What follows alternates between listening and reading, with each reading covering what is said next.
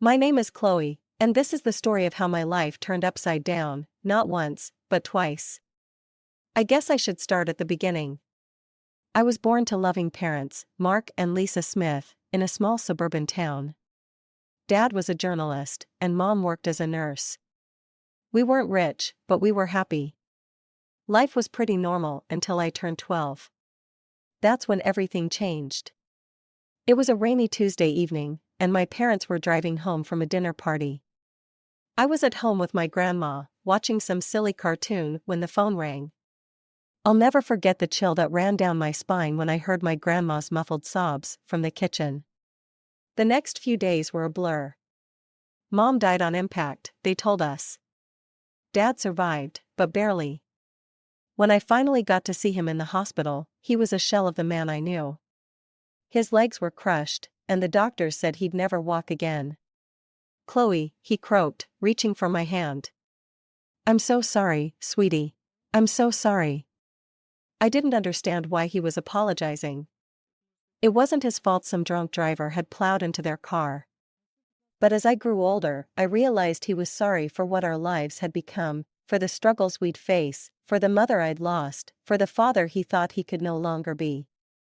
But my dad, Mark Smith, was made of stronger stuff than he gave himself credit for. Once he was out of the hospital and settled into his wheelchair, he threw himself into his work. He'd always been a talented writer, and now he channeled all his energy into his job as an editor at the city's major newspaper. As I entered my teens, Dad made sure I had everything I needed. He encouraged me to join clubs, to make friends, to have as normal a life as possible. But the truth was, I preferred spending time with him. We'd watch old movies together, argue about books, and he'd help me with my homework. When it came time for college, Dad insisted I go away to school. "You need to spread your wings, kiddo," he said. "Don't worry about me. I'll be fine." I was hesitant, but I knew he was right. So off I went to State University, majoring in accounting.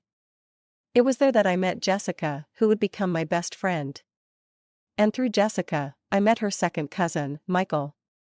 Michael was kind, funny, and he didn't bat an eye when I told him about my dad. In fact, the first time he met Dad, they hit it off immediately, bonding over their shared love of classic rock. "Your old man's cool," Michael told me later. "And you're pretty amazing for taking care of him all these years." I shrugged it off, but inside, I was glowing. For the first time since the accident, I felt like maybe, just maybe, I could have a normal life. A life with love, laughter, and yes, even a family of my own someday. After graduation, life seemed to fall into place like pieces of a puzzle. I landed a job at the local tax service, and Michael started working as a long-haul truck driver. We dated for 2 years before he popped the question on a crisp autumn evening in the park where we had our first date. I was over the moon, but there was one thing I needed to make clear. "Yes, Michael. But I can't leave my dad. He needs me." Michael's face broke into a wide grin. "I wouldn't have it any other way. We'll all live together. Your dad's apartment is big enough for the 3 of us, right?" The wedding was small but beautiful. Dad insisted on wheeling himself down the aisle to give me away. There wasn't a dry eye in the house. As I stood there, hand in hand with Michael, I felt like I was living a fairy tale.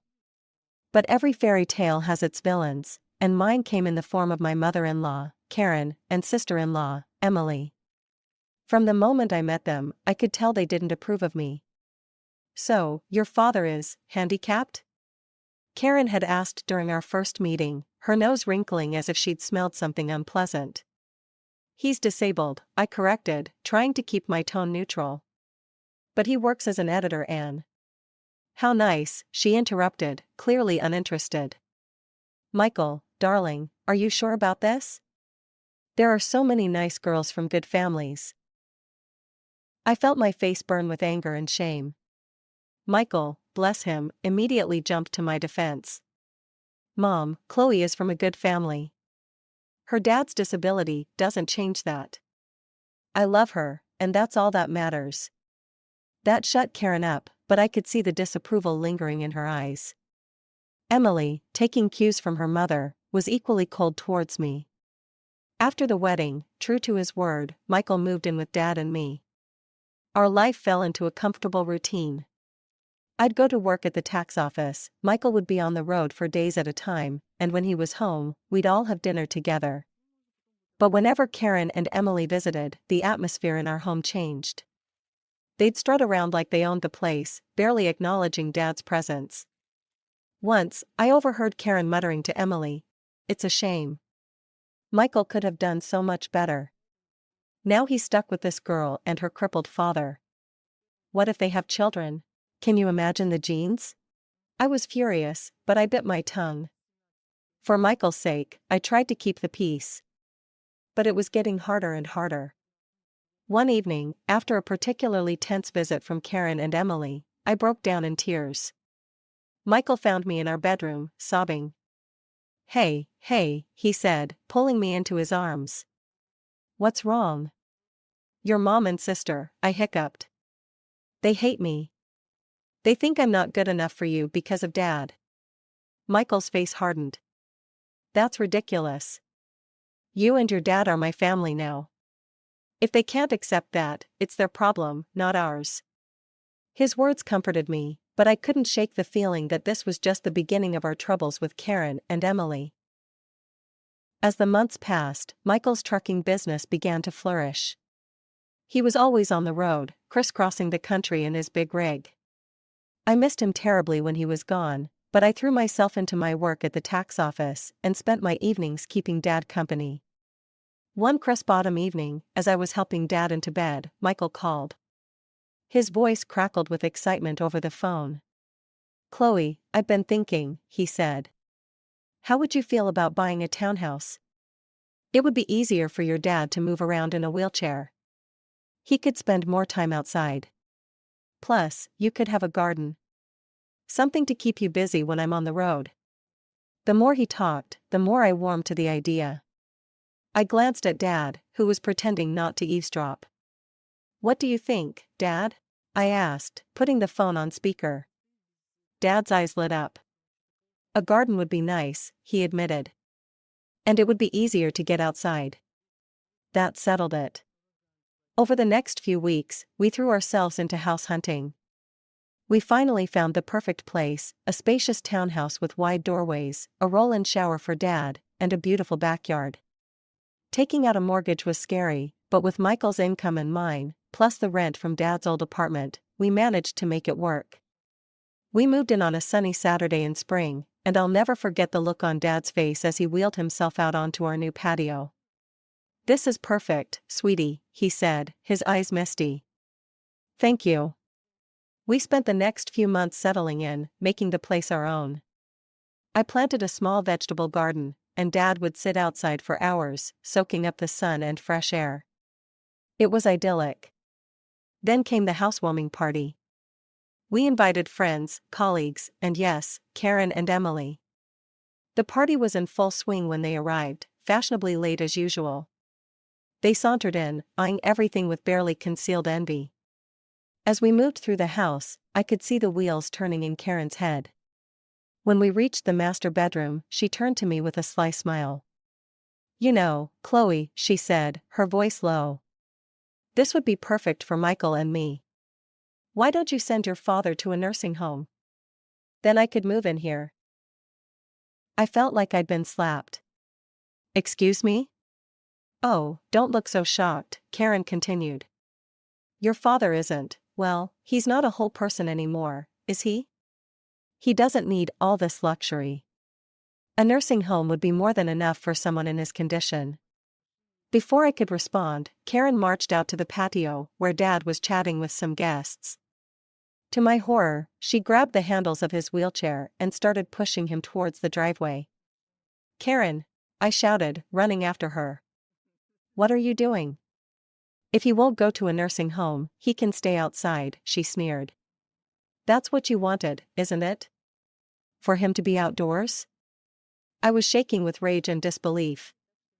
Thankfully, Michael had heard the commotion and came running. His face turned red with anger when he saw what his mother was doing. "Mom," he bellowed. What the hell are you doing? Let go of Mark's chair right now.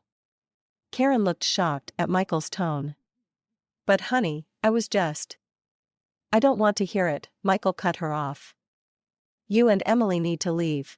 Now. After they left, Michael apologized profusely to Dad and me. I'm so sorry, he said, his voice breaking. I had no idea she would. I'm just so sorry.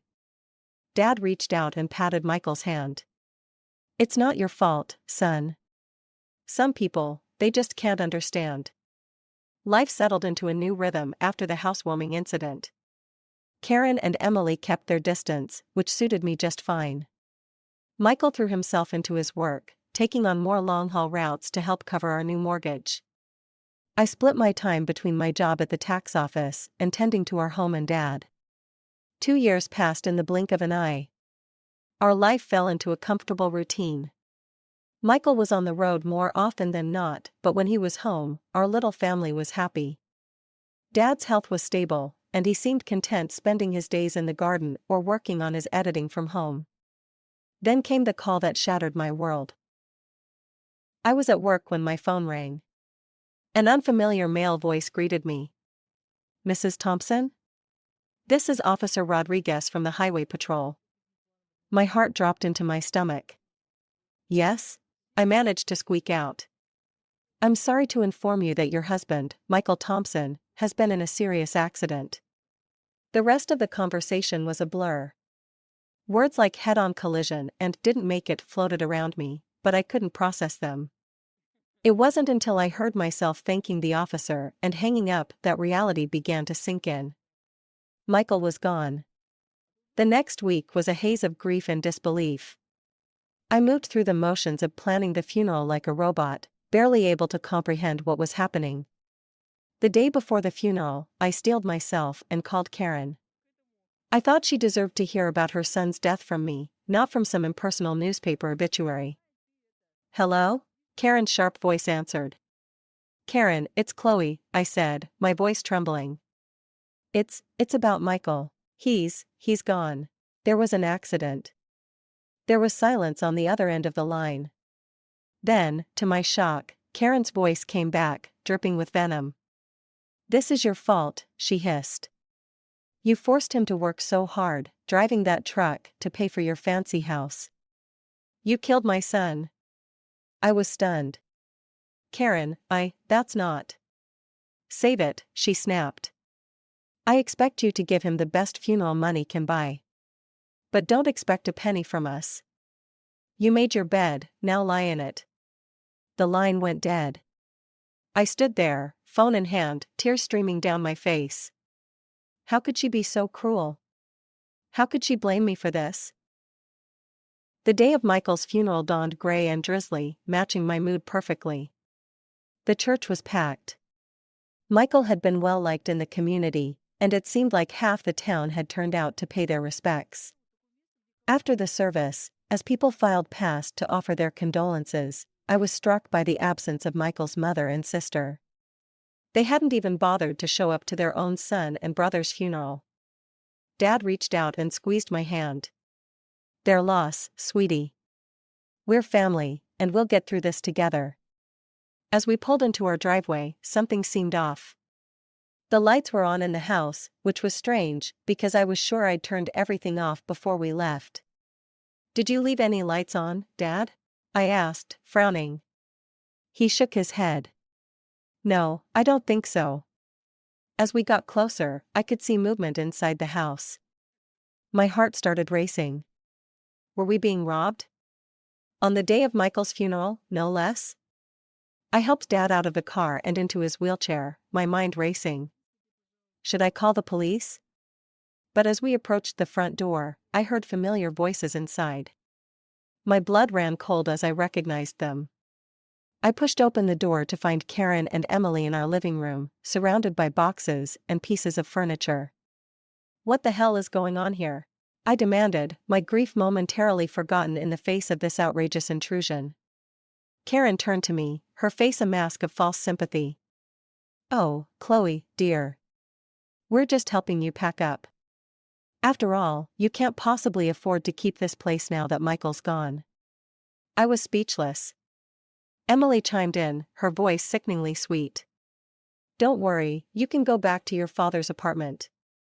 It's cozy. I could feel the rage building inside me. Get out, I said, my voice low and dangerous. Get out of my house right now. Karen had the audacity to look offended. This house belongs to us now. All of Michael's property does. We're his real family, after all. Like hell you are, I exploded. Where were you today? At his funeral? Oh, that's right, you couldn't be bothered to show up. Karen waved her hand dismissively. We were busy making arrangements. Now, be a good girl and start packing. We'll need you out by tomorrow. I couldn't believe what I was hearing. These women hadn't shed a tear for Michael, hadn't even attended his funeral, and now they were trying to kick us out of our home? I'm calling the police, I said, pulling out my phone. Karen and Emily exchanged worried glances. They clearly hadn't expected me to fight back. Now, Chloe, Karen began, but I cut her off. No. You have exactly 5 minutes to get out of my house before I call the cops. This is my home. Michael and I bought it together. You have no right to be here. Maybe it was the steel in my voice, or the fire in my eyes, but Karen and Emily finally seemed to realize they'd gone too far. They gathered their things and left, but not before Karen turned to me with a sneer. This isn't over, Chloe. You'll be hearing from our lawyers. The days following Michael's funeral were a blur of grief, anxiety, and paperwork. I threw myself into sorting out Michael's affairs, partly to keep busy and partly out of fear that Karen and Emily would try to swoop in and take what wasn't theirs. A week after the funeral, I received a call from a local law firm. My heart raced as I answered, fearing it was Karen making good on her threat of legal action. Mrs. Thompson, a crisp, professional voice asked. This is James Anderson from Anderson and Partners. I'm calling regarding your late husband's will. I felt a glimmer of hope. His will? I didn't know he had one. Yes, ma'am. Mr. Thompson came to see us about 6 months ago. He asked that we contact you in the event of his passing. I scheduled an appointment for the next day, my mind reeling. Why hadn't Michael told me about this? What did it mean? The next morning, I wheeled Dad into Mr. Anderson's office. The lawyer greeted us warmly, his kind eyes crinkling at the corners. Mrs. Thompson, Mr. Smith, thank you for coming in, he said, gesturing for us to settle near his desk. I'm sorry for your loss. Mr. Anderson opened a file on his desk. Now, as I mentioned on the phone, your husband came to see us to draft his will. He was very clear about his wishes. I held my breath as Mr. Anderson began to read. I, Michael Thompson, being of sound mind, do hereby bequeath all my worldly possessions to my beloved wife, Chloe Thompson. I gasped. Dad's grip on my hand tightened. Mr. Anderson continued, this includes our home, my truck, and all our savings.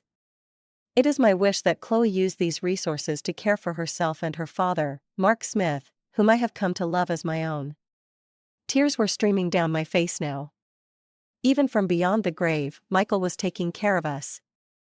There's more, Mr. Anderson said gently. Mr. Thompson left a letter for you. He handed me an envelope. With shaking hands, I opened it and began to read. My dearest Chloe. If you're reading this, it means I'm gone. I'm so sorry for leaving you and Mark. Please know that you two were the best thing that ever happened to me. I made this will because I know how my mother and sister can be. I didn't want to worry you, but I needed to make sure you and Mark were protected if anything happened to me. You're my real family, Chloe. You and Mark. Not them. Take care of each other. Live your lives to the fullest. And know that I'll always be watching over you. All my love, Michael. I clutched the letter to my chest, sobbing. Dad was crying too, his weathered hand patting my arm. Mr. Anderson gave us a moment before speaking again. Mrs. Thompson, there's one more thing. Your husband's truck was insured. Given the circumstances of the accident, the insurance company will be paying out the full value of the policy. I looked up, sniffling. What does that mean? It means, Mr. Anderson said with a small smile, that you'll be receiving a substantial sum. Enough to pay off your mortgage and then some. As we left the lawyer's office, I felt like a weight had been lifted from my shoulders. We were going to be okay. Michael had made sure of it. As we pulled into our driveway, I noticed a familiar car parked on the street. My heart sank as I recognized Karen's sleek sedan. Oh no, I muttered. What now? Sure enough, Karen and Emily were waiting on our front porch. But this time, I wasn't afraid. I had Michael's letter in my pocket and the strength of his love in my heart. Chloe, Karen began as we approached, her voice sickly sweet. We need to talk about Michael's estate. I stood tall, looking her straight in the eye. No, Karen. We don't. Michael left everything to me. It's all legal and official. And do you want to know why? Because we were his real family. Not you. Now, please leave. You're trespassing on my property. For once, Karen was speechless. Emily tugged at her arm, whispering urgently. With one last venomous glare, they got in their car and drove away. The weeks following our meeting with the lawyer were a whirlwind of activity. I threw myself into settling Michael's affairs, grateful for the distraction from my grief. The insurance payout came through, and true to Mr. Anderson's word, it was enough to pay off our mortgage, with plenty left over. One afternoon, as I was going through Michael's desk, I came across a small notebook. Curious, I opened it and found pages filled with his messy scrawl. It was a journal of sorts, filled with his thoughts and plans for our future. Thinking about starting a college fund for our future kids, one entry read. Want to make sure they have the best start in life. My heart clenched. We had talked about having children someday, but had decided to wait until we were more financially stable. Now, reading Michael's private hopes and dreams, I felt a fresh wave of grief wash over me. Oh, Michael, I whispered, clutching the notebook to my chest. We had so many plans. That night, I tossed and turned, unable to sleep. My mind kept drifting to the journal, to the future we'd never have. When I finally drifted off, I dreamed of Michael. He was smiling, holding out his hand to me. It's okay, Chloe, he said in my dream. Everything's going to be all right. I woke up the next morning feeling different. I couldn't quite put my finger on it, but something had changed. As I got ready for work, a wave of nausea hit me. I barely made it to the bathroom in time. But as the days went by, the morning sickness persisted. At first, I chalked it up to stress and grief. But a small voice in the back of my mind whispered another possibility. Finally, after a week of this, I found myself standing in the pharmacy aisle, staring at pregnancy tests. With trembling hands, I bought one and hurried home. The 3 minutes I waited for the result were the longest of my life. When I finally looked at the test, I saw 2 clear blue lines. I sank to the bathroom floor, a mix of emotions overwhelming me. Joy, fear, grief, hope, they all swirled together in a dizzying cocktail. Chloe? Dad's voice came through the door. Everything okay in there? I opened the door, tears streaming down my face. Dad's expression immediately changed from concern to alarm. What's wrong, sweetie? He asked. I held up the test, my hand shaking. I'm pregnant, Dad. I fell into his arms, sobbing. He held me, stroking my hair like he used to when I was a little girl. It's okay, he murmured. It's going to be okay. You're not alone, Chloe. And this baby is a gift. A piece of Michael that will live on. His words struck a chord in me. This baby was a part of Michael, a continuation of our love. Suddenly, the fear began to recede, replaced by a fierce determination. You're right, I said, wiping my eyes. This baby is a gift. And we're going to be okay. Dad smiled, his eyes crinkling at the corners. That's my girl. Now, let's get you something to eat. You're eating for two now, after all. As we made our way to the kitchen, I felt a sense of hope blooming in my chest. Yes, the road ahead would be challenging. But with my father by my side and Michael's child growing inside me, I knew we could face anything. As my belly grew with our child, I found strength I never knew I had. Dad was my rock, always there with a kind word or a helping hand. We settled into a new routine, just the two of us, eagerly anticipating the arrival of the newest member of our little family. One sunny afternoon, as I was tending to the garden Dad and I had planted together, I heard a car pull up. My heart sank as I recognized Karen's sedan. What could they possibly want now? I made my way to the front of the house, one hand instinctively cradling my swollen belly. Karen and Emily stood on our porch, looking uncomfortable and slightly desperate. "Chloe," Karen began, her voice lacking its usual sharpness. We need to talk to you." I raised an eyebrow but said nothing, waiting for her to continue. Emily chimed in, her eyes darting around nervously. "We've hit some hard times. We were wondering if we could stay in your father's old apartment. Just until we get back on our feet." I couldn't believe what I was hearing. After everything they'd put us through, they had the audacity to ask for more? "I'm sorry," I said, my voice firm but calm. "That's not possible. I don't want to communicate with you anymore." Karen's eyes narrowed as they fell on my pregnant belly. Her face contorted with a mix of shock and disgust. You're pregnant?" she spat. "Already? You little prostitute.